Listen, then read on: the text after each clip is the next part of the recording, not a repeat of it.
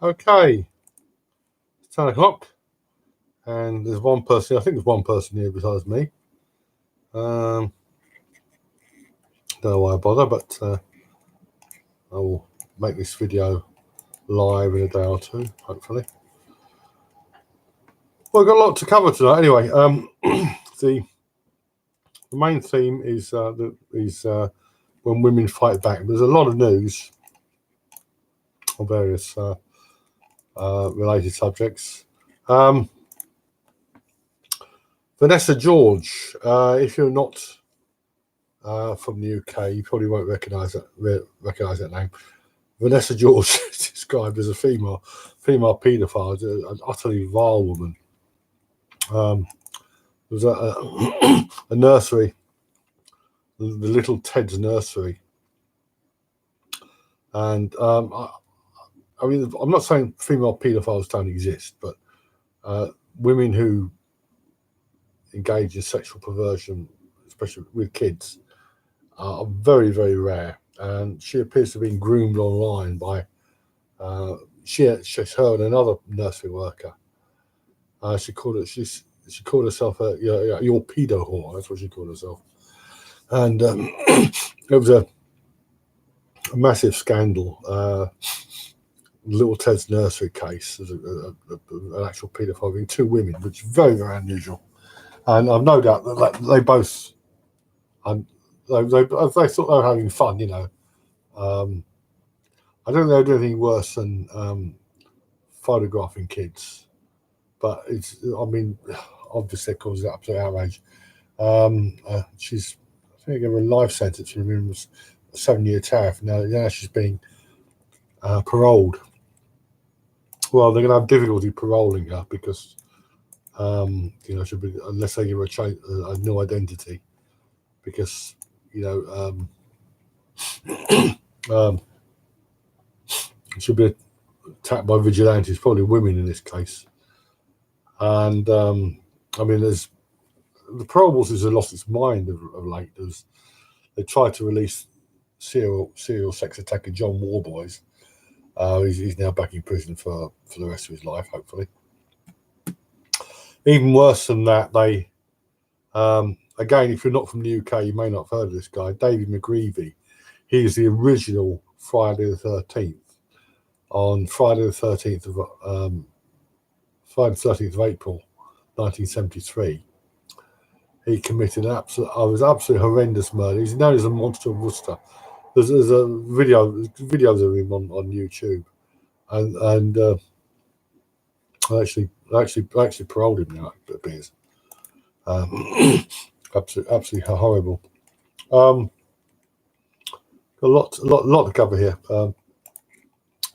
Firstly, where are we? Yeah, there's a case here back in the news. A guy who was convicted of rape and had his conviction overturned.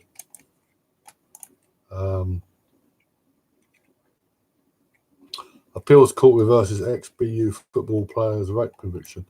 Bloke named Sam Ukwuacha. Again, it's another. I think it's another stupid, drunken, another issue of consent. There was false testimony presented or something, and it's been dragging on for about 4 years now. And it's these cases are really pathetic and insulting in equal measure. I'll keep an eye on that. It probably won't be resolved for another year or two. That's Sam Ukwuacha, sorry. The lunatics are back. The E. Jean Carroll, that lunatic who falsely accused Donald Trump. I mentioned her. She's reporting she's got a book out, and she was obviously hoping to get some publicity. Will do her good. Is Trump rape accuser E. Jean Carroll's books number 3,421 on Amazon. So they must have been watching. They must have watched her interview with Anderson Cooper. It must have been as embarrassed as he was. Incidentally, the her claim has now been tightly debunked. She claimed to have found. One report said there were 2 witnesses who confirmed that she'd told them at the time. I've no doubt that if he wanted, O.J. Simpson could find 2 witnesses to claim he was poking with the boys on the other side of town at the time. His ex-wife and that poor guy was stabbed to death. But I made a short video of this. Other people, well, a short compilation, but somebody dug it out that she based her allegation on a 2012 plot in a Law and Order TV series in which a judge, no less, had a fantasy of raping a woman in Bergdorf Goodman.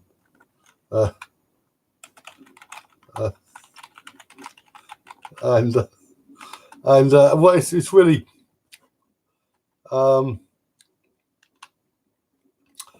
there's one website, I can't find it. It's either Donald Trump Jr. or I think Donald Trump Jr. sent out a message on Twitter about this, and some idiot called it conspiracy theory because he didn't tell it exactly. But no, but Bergdorf Goodman is apparently I did good work at these. It's like Harrods, very high and short. And the idea a woman could have been raped, it's just ludicrous, absolutely ludicrous. And there's another accuser come to light. A woman named Alva Johnson. Alva Johnson, who it's really bizarre. This she was on Trump's campaign in 2016, and in February this year, she brought a lawsuit against him for kissing her forcibly, and you'll find I mean, she found one lawyer turned her down. She found another lawyer who's thoroughly corrupt, obviously, and she's filed this lawsuit. In February, she was interviewed by MSNBC. They dragged it out for 17 minutes, and she's clearly not right in the head. She's going on about kids on the border in cages, which this is. That's, I mean, as you may know, there's this border crisis. Instead of shooting people who come across the border, which would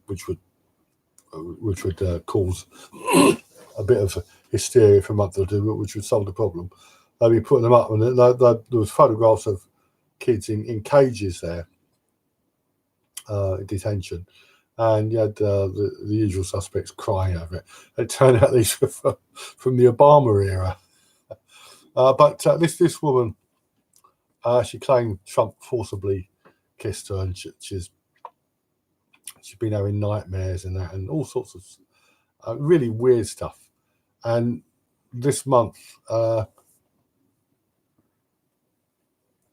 actual footage of the kiss was uploaded to YouTube, and you know. These women aren't right in the head. They're seriously not right in the head.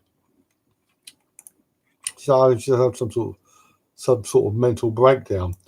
John Leslie is back in the news. Would you believe this poor bloke, what he's gone through?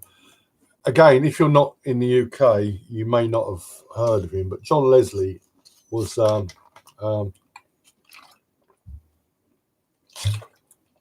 it wasn't a big name in television, but he was I've just published an article on Medium. I'll give you the link if I can. He was well, you'll find it's on Medium. It's called the Witch Hunt of John Leslie. He wasn't a big name television, but he was a known face. And in 2002, Drop Dead Gorgeous slapper Ulrika Johnson published her autobiography titled Honest Indeed. And in it, she claimed she'd been raped 15 years earlier by an unknown individual. And Matthew Wright, another TV presenter, blurted out Leslie's name on TV. And a gaggle of women come on, accusing him of rape and that and whatever. Then it died down. In 2008, he was accused of rape again from 1995. That was dropped. 2 years ago, he was dancing with a woman in a nightclub. The last time he'd ever do that. And she accused him of some minor indecent assault, touching her ass or something. He was tried for that. It was in Scotland, so he was found not proven. Now we've got 3 verdicts there. He was found not proven rather than not guilty. It was clearly didn't happen. And now, would you believe the imbeciles of the Metropolitan Police and the Crown Prosecution Service have charged him with indecently assaulting a woman in Westminster in 2008? I mean, seriously, 2008. I mean, they've really got it in for this poor bloke. They know these women have no credibility, but why would a woman lie? It's just, I mean, so, and there's no, well, generally speaking, there's no evidence of false memories and stuff allowed in UK courtrooms. Anyway, I hope he takes it to the Crown Court and gets a resounding not guilty in 10 minutes or less. It's absolutely. These prosecutions are absolutely ridiculous. The really big news is the Epstein, the from across the pond, is the Jeffrey Epstein case. Yeah. Before we go any further, let me say that if this guy is convicted of a fraction of what he's accused of, he deserves to be unbarred the rest of his life. He's 66 now, so he might need a substantial sentence. One who was accused, a late accuser who just come forward, claimed she was forcibly raped at the time, but didn't report it because yada yada yada. But I mean, there's obviously something very fishy going on around this case, because this is a guy. The big controversy now is not how many women were involved, how many girls involved, and how did he get away with it, and who did he bribe? But where did his money come from? Because he's said to be a billionaire. Got the largest mansion in New York, worth $77 million, which they're trying to seize from him. A mansion in Florida and a private island. Where did his money come from? Because he was a high school dropout, a college dropout, rather, and it was a teaching job for a bit. There's all sorts of speculation about him, but the media is trying more to tie him to Clinton, to Trump than to Clinton. Trump's connection with him is quite tenuous. I mean, the fact that he was a billionaire, and there aren't that many billionaires in the world, a lot fewer in America, and they tend to know each other, move the same circles. But it's really weird that. But the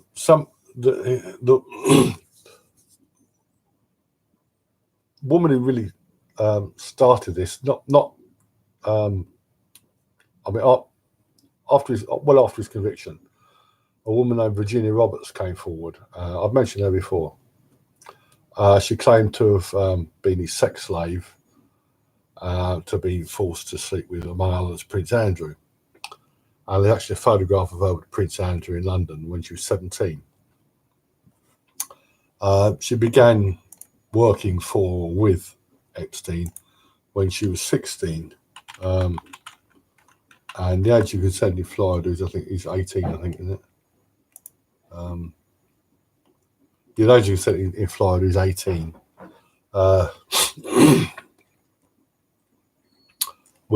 So anything under 18 is statutory rape. Well, in England, it's 16. So a man of Prince Andrew's age, as he was then, or indeed as he is now, he's about my age, could legally have sex with a 16-year-old.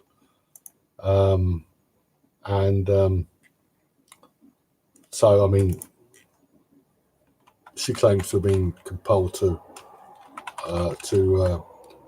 have slept with him when she was 17. Well, no, I don't.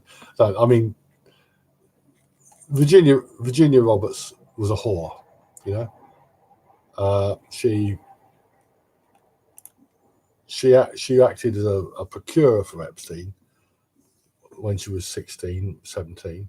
So, if not, she should be indicted as a co-conspirator, but she's considered so unreliable. She hasn't been because of a witness. What happens that he sent her to Thailand. She was on a massage course or something. And this is sex slavery for you. She's flown to Thailand, and while she's there, she meets Captain Saberho, an Australian national, and he marries her. More fool him. And now she's living in the Australian outback, and she's a mother of 3. And she brought an action against Epstein. She included Alan Dershowitz, who's really annoyed about that. And she's told a lot of provable lies. Dershowitz said it was a shakedown attempt, trying to blackmail people. I believe she's also made allegations against Richard Branson or something like that. So no, certainly no billionaire is safe, no wealthy man is safe, no one is even moderately famous is safe from these false allegations.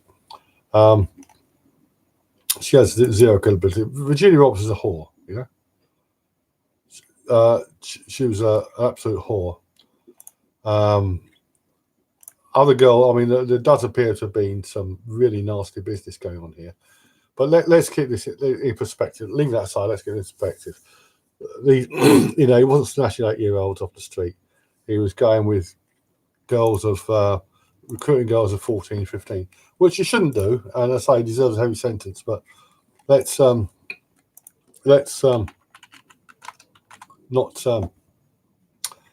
I've got a case. It's a slightly different case here. In 1984, a teenager named Terry Williams. This was in Philadelphia, I think. He'd been flogging his mutton, and he murdered 2 homosexuals. Yeah, Philadelphia, well, Pennsylvania, Philadelphia.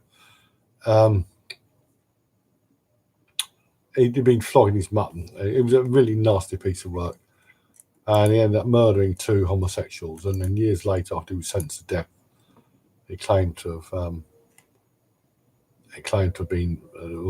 generated that he'd been raped by them. You find him on the Full Throat timeline, January 2nd, 1984 entry. Give a direct link. No reason to be tired. There was plenty of sleep all day. The weather was very hot here. So that's Terry Williams. Epstein was. I mean, I've no doubt he'll say he was. These girls will pay well for their services, but if I'm sure that if any daughter of yours was offered $200, $300 to perform sexual services on a dude, you'd sort him out.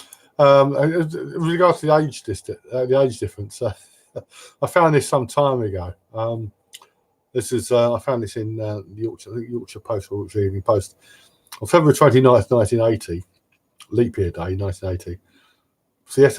Nottingham theatre pianist Oscar Holder married Janice Wrigley. I think she was an usherette in the cinema. I think I had usherettes then. He was 63 and she was 19. so I'll make no further comment on that. But I don't think it was loaded particularly, but these things do happen. But I say the Epstein case is very, very I don't know. It's there'll be a lot of rubbish. There'll be a lot of lies about it, but there'll also be a lot of truth. And more big news in the UK is that the Crown Prosecution Service there's a lawsuit against them, being brought against them by the misnamed Centre for Women's Justice.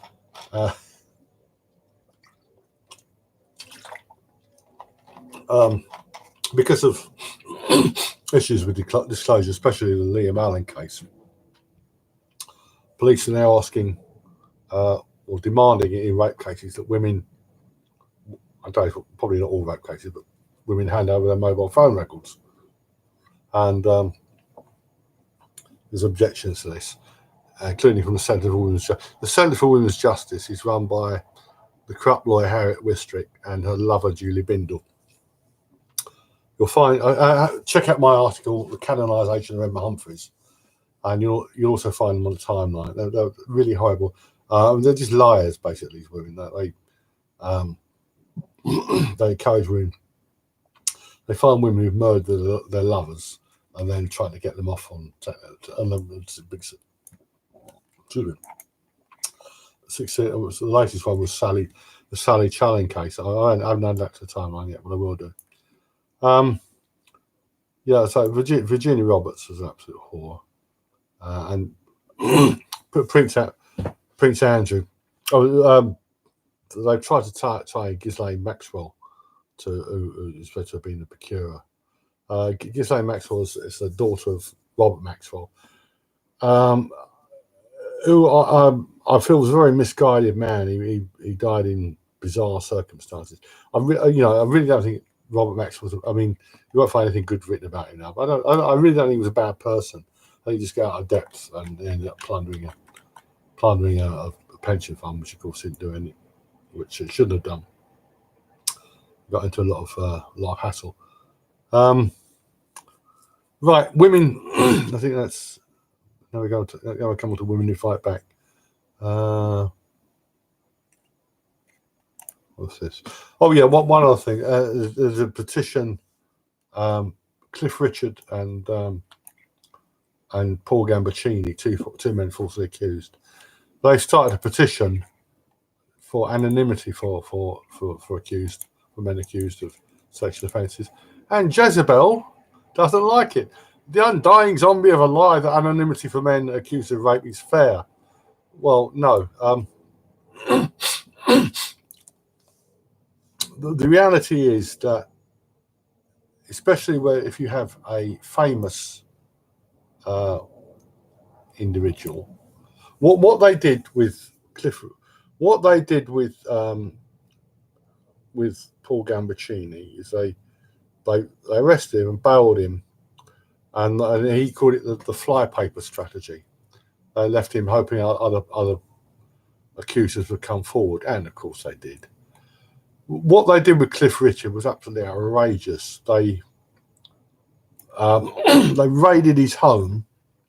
There was an allegation that he'd groped somebody or something in the 1980s, and they used this as a pretext for raiding his home. They did it when he was out of the country.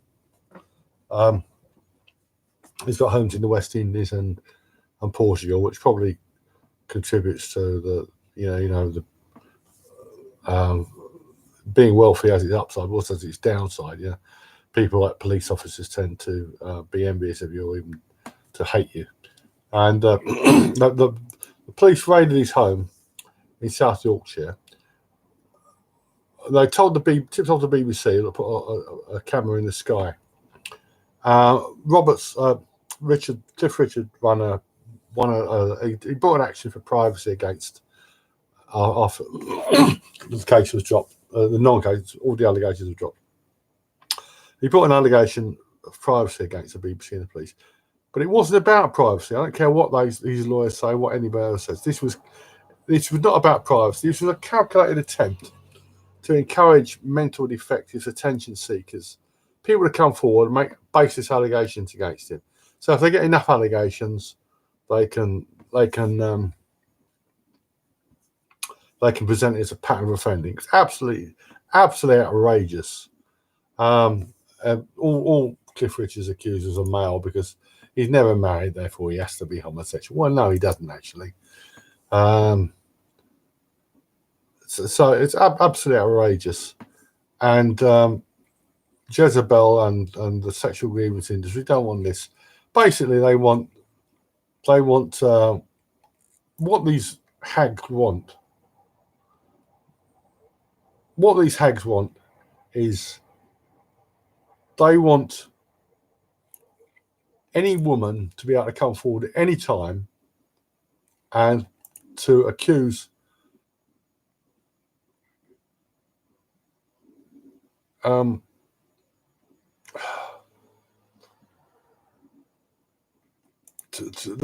accuse any they want to be able to accuse any woman, any man, any woman to come forward to accuse any man of rape or any other offence at any time, for her to have total anonymity and for him to have no redress. And even if it's proven that she lied outright, to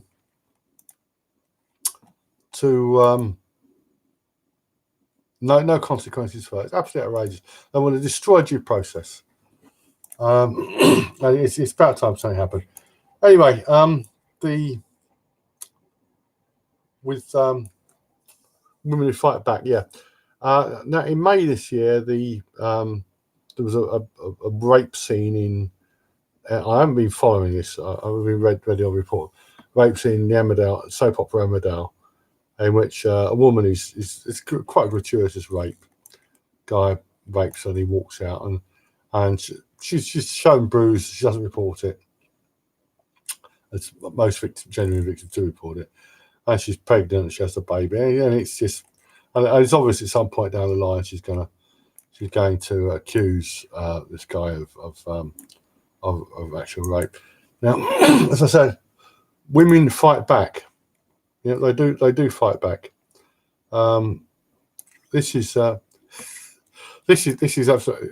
You'll find this on YouTube. I can only play the video, but I can't play the audio. But listen to this. This is amazing. This is a girl of, I think, 9 or 10, and she fights off a predator. Juliana Ossa is 4 feet 7 inches, 71 pounds, and when this 8 foot 9 inch alligator clamped down on her leg, she fought back. I tried hitting on his forehead to let me go. That didn't work, so I thought of a plan B. I thought of what they taught in Gatorland.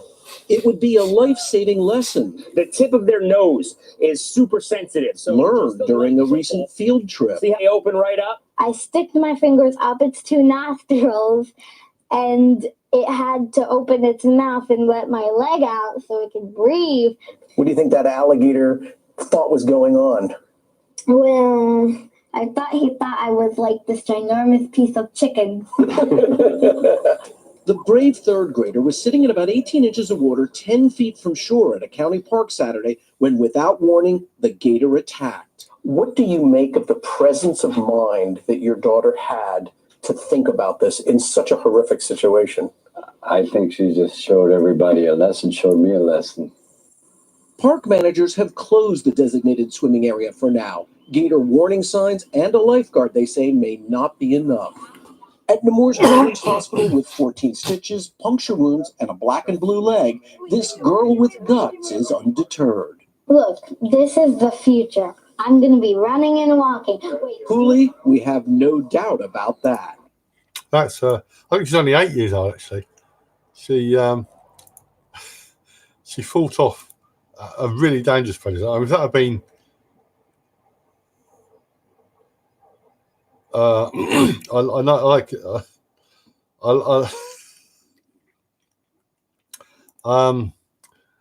that had been John Cena or Hulk Hogan, they'd be lucky to escape with a leg, losing a leg. But so that's an 8-year-old girl can fight off a predator. So you know, women do actually fight back. Now, on November 7th, 1974, this is another example of how women fight back. On November 7th, 1974, Lady Lucan was attacked in her own home by, she's in the dark, it's in a darker room.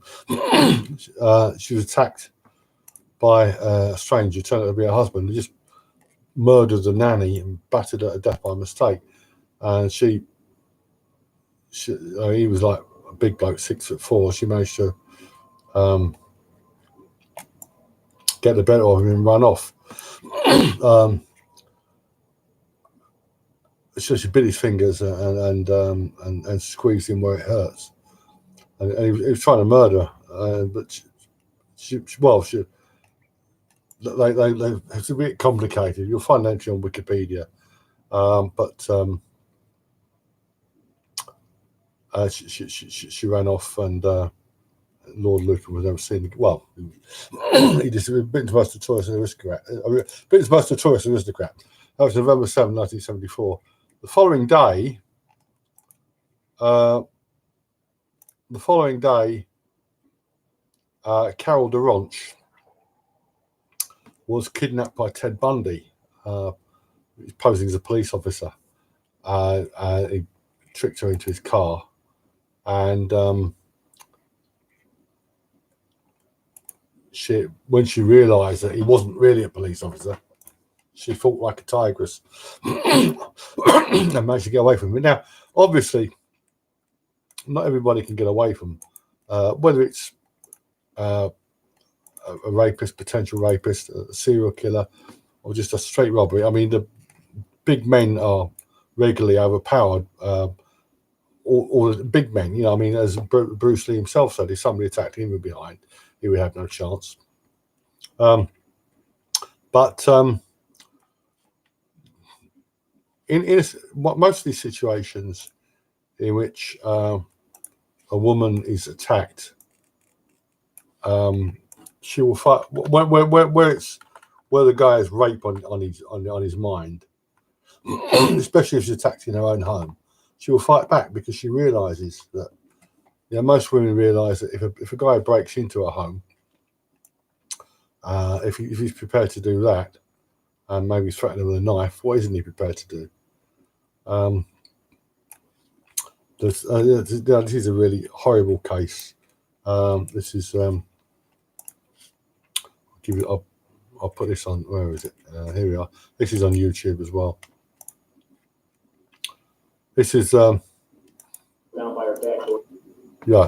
When I found this the other day, it had only 37 views. It was uploaded on July 2nd, 2016. It had only 37 views.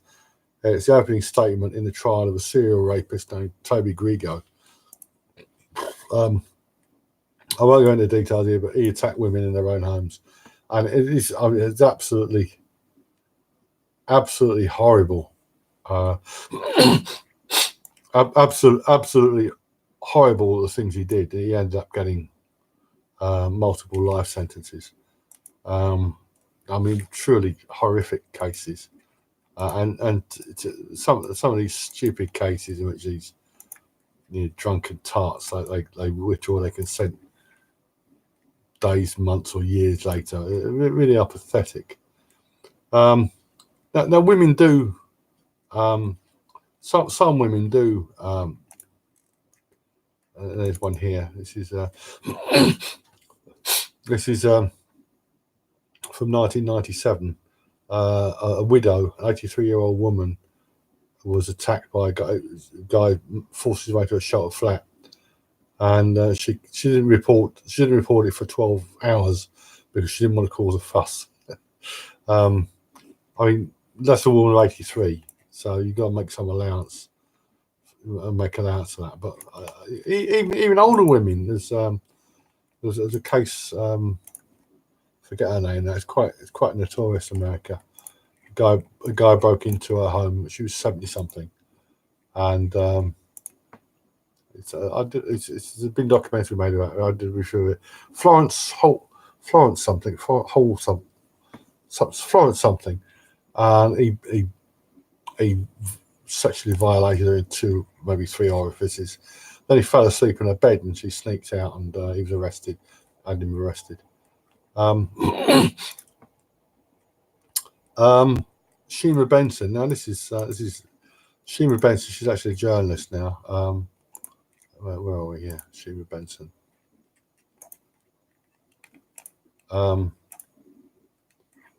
no, Shima Simone. Yeah, she was she was in a very severe place. She was attacked in her own home by a bloke named Devon Chenette, I think his name was. He was a serial killer, and he attacked her. So basically, suck this. So instead of just sucking it, she bit him rather hard, and he beat her to an inch of her life. But she had the privilege of seeing him die by lethal injection. So I mean, women can and do fight back. I mean, I have to stress that the sexual grievance industry, they have these two. What they claim? They claim that the vast majority of rapes go unreported, and that women don't fight back because they don't fight back because they don't report because they're afraid they won't be believed, and they don't fight back because I just froze. And there's this tonic immobility. I've done a live hangout on tonic immobility.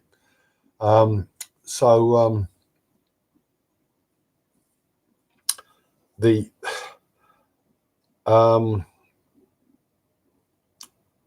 have to keep promoting these myths, and they claim also that the authorities don't prosecute enough cases, including strong cases. Well, you can see how many weak cases the ludicrous case that they're bringing now against John Leslie for indecent assault, and rape case. Some rape cases absolutely ludicrous. So they have these myths. They claim that women don't fight back. They have to claim that, and it's a total myth. A reasonably intelligent, educated woman, if she's attacked by a sexual predator, will fight back. But genuine rape victims do not have credibility issues. They have bruises. The exception is when you have some stupid tart who's drunk out of her mind and she can't remember if she had consensual sex, if she was raped, or if she had sex at all. This is how stupid these cases are. So this we have to stop. I mean, there's enough evidence in the public domain of women. This is one here. Woman bites. This is this is quite incredible. I found this recently. If I find the actual. Yeah, this is. Come on. This is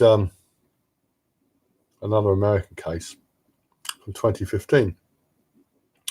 A woman was attacked in her own home by a teenager, 33-year-old woman. He knocked on her door. When she opened it, he had a knife. He forced her in, punched her. She said he carried her to the bedroom, threatened to kill her, forced his tongue into her mouth. She said that when he tried to rape her, she bit down as hard as she could until she heard it snap. she bit this animal's tongue off. So he's when the suspect's mother called emergency services about his tongue injury, she directed police to a Waffle House, and he was arrested there as a suspect in the attack. He received medical attention at Trident Hospital. The report did not say if the tongue which investigators found at the crime scene and put on ice could be reattached. Well, it isn't his tongue and he wants biting off, I tell you that. So it's it's this idea that women don't fight back. You'll find lots of cases on YouTube of women who do fight back, just on YouTube alone. There's one video, it's still there, of a woman who, she was pregnant. She was attacked in the street about 3 a.m. Why a pregnant woman is walking home alone at 3 a.m. I don't know. She's in New York, and he got her on the ground. She managed to kick him and fight him off. So I mean, it's complete bunk that they have to promote this tonic immobility nonsense. I just froze and being afraid they won't be believed. Yada yada yada. It's all garbage. The only type of women who generally won't report are genuinely vulnerable women. And sometimes, in the United States especially, find this one. It's, a woman was attacked. Been a couple of these actually. A woman was attacked in a hotel, and she had a concealed gun. She shot the guy in the face.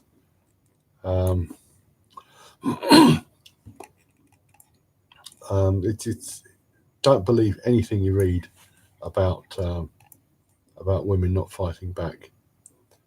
No, I can't find it. Here it is. This is from 6 years ago.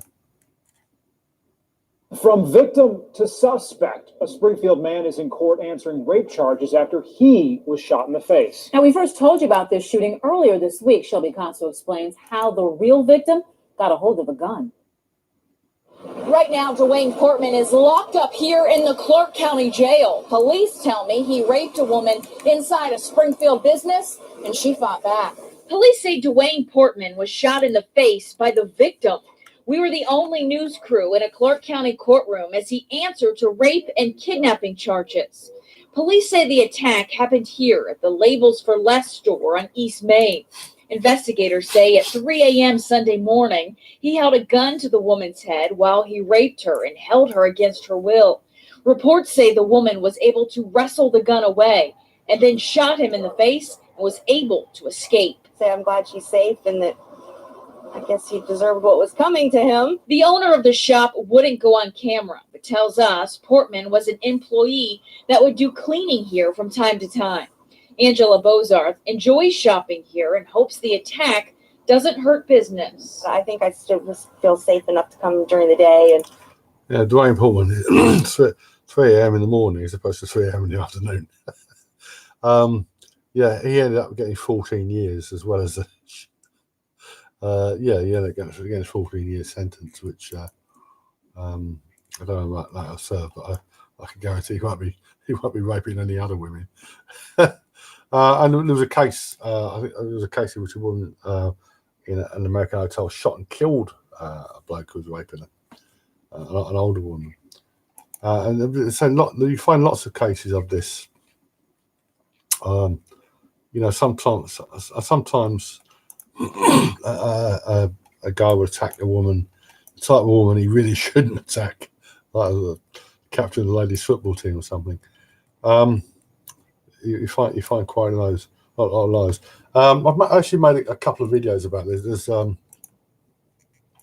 There's one video I did of a 12-year-old girl. She wasn't, the guy wasn't trying to rape her. But he was in Derby. He stole her mobile phone. He attacked this girl on the street to wrestle a mobile phone away from her, and she fought like a tigress.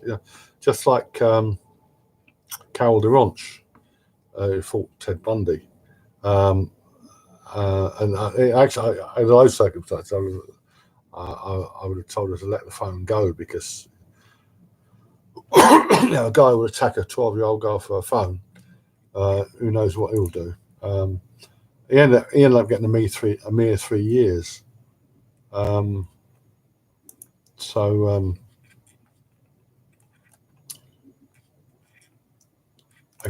don't believe any of the hype.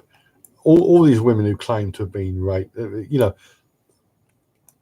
if they don't have bruises, there's a great quote here on the timeline.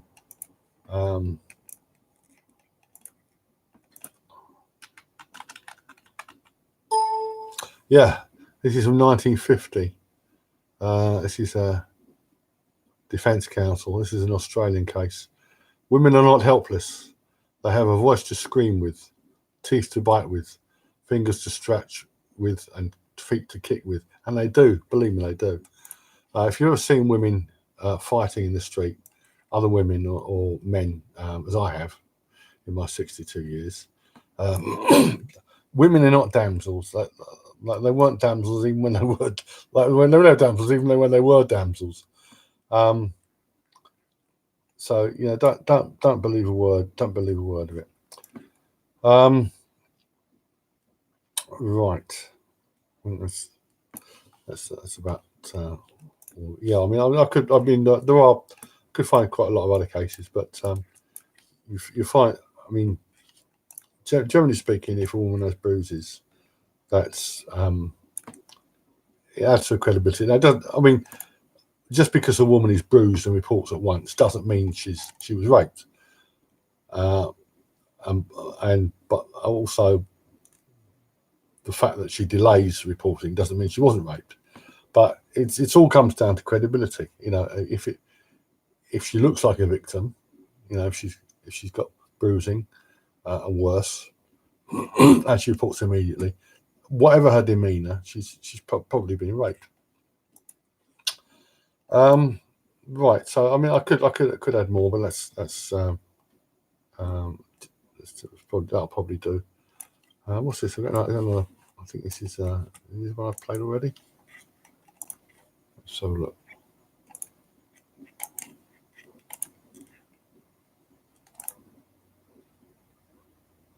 Oh, this is more from the Greco case. So absolutely horrible. Look at some of the genuine rape cases you find. You find the videos on YouTube, and in the United States especially, you'll find photographs of bruising and stuff.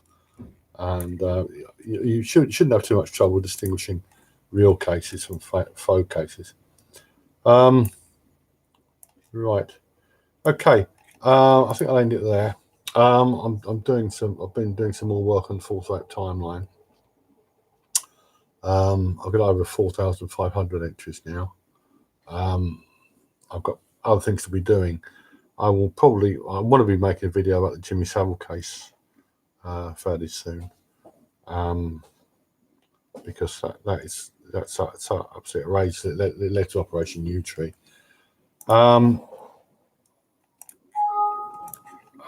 Saturday night doesn't appear to be a good night, does it? I think I'm going to go back to Thursday, maybe 3 weeks' time.